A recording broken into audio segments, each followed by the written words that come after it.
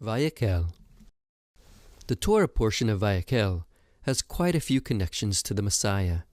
In this Torah portion, we learn about how Shabbat is connected to the second coming. This portion occurs during the festival of Sukkot, which holds a connection to the Messianic Era. We also learn about the building of the Tabernacle, which is connected to the rebuilding of the Temple. Before Moshe started guiding the people of Israel in the building of the Tabernacle, he reiterated the command of Shabbat, the seventh day of rest after 6 days of labor. From this we learn that it is more important to observe Shabbat than it is to do something even as sacred as building the tabernacle. This alludes to the coming of Messiah and the establishment of his kingdom, which is symbolized by Shabbat. The rabbis explain that the 6 days of creation allude to 6 millennia. Each day of the creation story coincides with 1,000 years. The creation of man on the 6th day coincides with the arrival of Messiah at the end of the 6 millennia. The 7th day, the day of rest, coincides with the Messianic Era. When the Messiah comes at the end of the 6th millennium, he will gather up his assembly, establish his kingdom, and institute 1,000-year Shabbat. He will also reestablish the Shabbat on the 7th day and will erase any notions that the Shabbat is on a different day or that the Shabbat is obsolete. In the Messianic Era, everyone in the entire world will observe the Shabbat. When Moshe, the first Redeemer, returned to the people of Israel after going up Mount Sinai, he reiterated the commandment of the Shabbat and delivered the instructions for the building of the tabernacle. When Messiah, the last Redeemer, returns to the people of Israel, he will follow in the path of Moshe. He will reinstitute the Shabbat and rebuild the temple. The prophets predict that in the Messianic Era, the temple will be restored as the house of God in Jerusalem. It will be the center of the nations. Maimonides makes the rebuilding of the temple one of the requirements that the Messiah must accomplish in order to confirm his identity.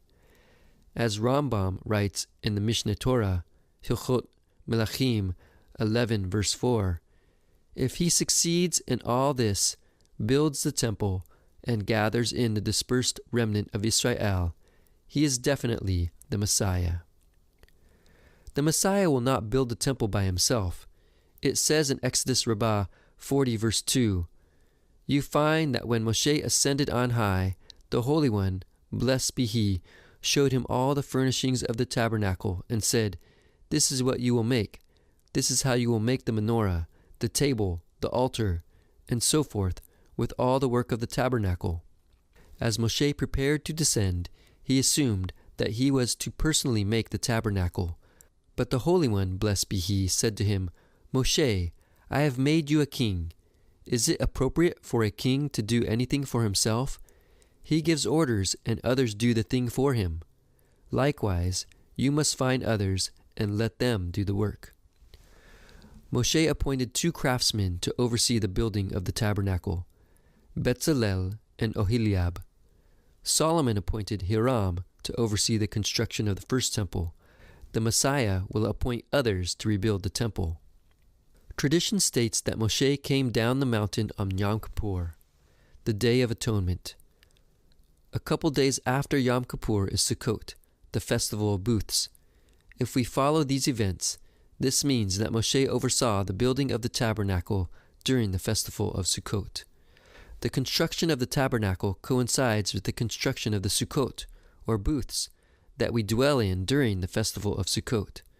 The sukkah, the singular form of Sukkot, is a temporary structure for us to dwell in during Sukkot, to remind us of the Sukkot, the booths, that the people of Israel dwelled in when they were living in the wilderness. As it says in Leviticus 23 verse 42 and 43, ye shall dwell in booths 7 days. All that are home-born in Israel shall dwell in booths, that your generations may know that I made the children of Israel to dwell in booths, when I brought them out of the land of Egypt. I am the Lord your God. The tabernacle is God's sukkah on earth. This explains why Solomon decided to dedicate the temple to God on Sukkot, 1 Kings 8 verse 55. Solomon understood that by placing his presence in a physical dwelling, God was camping out in a sukkah.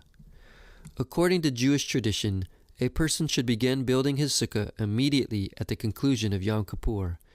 It says in the Shulchan Aruch, those who are zealous immediately begin to build the sukkah after Yom Kippur in order to bring together one mitzvah with another mitzvah. Immediately after Moshe came back from the mountain on Yom Kippur, he gave instructions on how to build the tabernacle. Moshe was like the pious person who started work on the sukkah as soon as Yom Kippur ended. When the Messiah comes, he will immediately begin rebuilding the temple after the fateful day of judgment on Yom Kippur. Yeshua compared his body to the temple. It says in John 2 verse 21 that when Yeshua said, "I will raise it up," he was speaking of the temple of his body. It says in Colossians 2 verse 9 that Yeshua is the living temple in whom all the fullness of God dwells in bodily form. Moshe Chaim Luzzatto uses a similar analogy, comparing the body of a tzaddik, a righteous person, to the temple. The holy person who cleaves constantly to God, behold, a person like this, he himself is considered to be like the tabernacle, the temple, and the altar. And this is also said regarding the righteous, because the Shekinah dwells in them, just like it dwelled in the temple. Moshe Chaim Luzzatto, Mesilat Yitzarim 26. The Talmudim, the apostles, sometimes refer to the followers of Yeshua as the body of the Messiah. If the body of the Messiah is a temple, then by extension, the followers of Yeshua are also a temple. It says in 2 Corinthians 6 verse 19, "We are the temple of the living God." From this perspective, the construction of the tabernacle teaches about the building up of the body of Messiah into a spiritual temple. It says in Ephesians 2 verses 20 through 22, "Having been built on the foundation of the apostles and prophets, Messiah Yeshua himself being the cornerstone, in whom the whole building, being fitted together, is growing into a holy temple in the Lord, in whom you are also being built together into a dwelling of God in the Spirit." The Torah portion of Vayak'hel is connected to the Messiah and the Messianic Era. Moshe coming down from the mountain, reiterating the commandment of the Shabbat, and giving instructions on how to build the tabernacle, points towards the coming of Messiah, and how he will reestablish the Shabbat, usher in an era of rest, and rebuild the temple.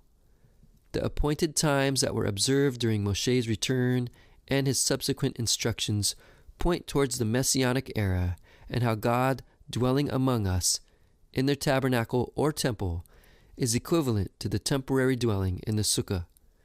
Finally, the tabernacle itself points towards the temple and the body of the Messiah, and us, followers of Yeshua.